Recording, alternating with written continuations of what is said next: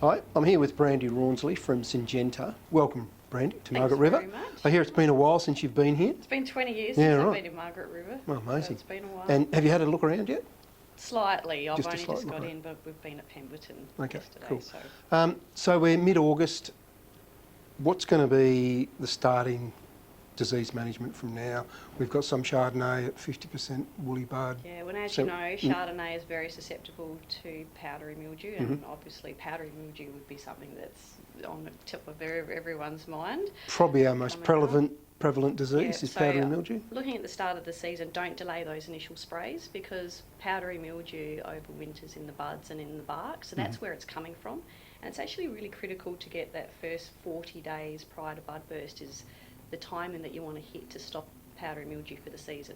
Oh, So right, don't okay. delay your Yep. sprays. Yep. So 50% bud burst, start it with a sulphur like Yep. Thivajet, follow it up with a second sulphur, and then around that 4 to 5 leaf stage, I'd hit it with a strong systemic, something like a Moravis, which moves into the plant and gives you long-lasting protection for actually up to 21 days. So Yeah, okay. that 40 to 45 days after bud burst is really the critical time to stop any powdery mildew infections taking for the season. Oh, perfect. Probably our other diseases are botrytis.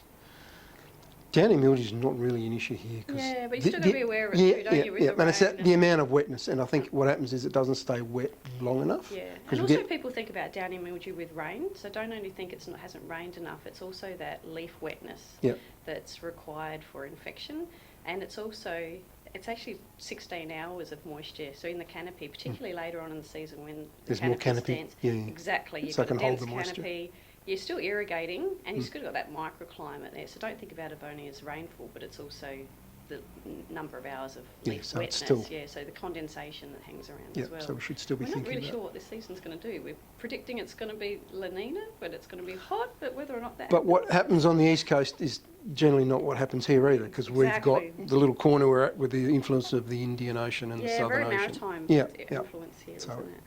Yeah, and we tend to get a little bit more rain Yeah, and through you that. guys get more botrytis over here than what we do. So I'm Yep. from South Australia, and I don't see a lot of botrytis. We've had a little bit around last season, but I think botrytis is the foremost of yours. Yeah, and a lot of that's to do with our spring weather patterns, Yep. which then calls out the infections early, and then if we do get some rain events in January, February, happy days for Exactly. botrytis. But as we So- know that the key timing is that 50 to 80% capfall, because that's when botrytis really gets into that latent infection. Yep. When I say latent, it means it's sleeping, it gets in then.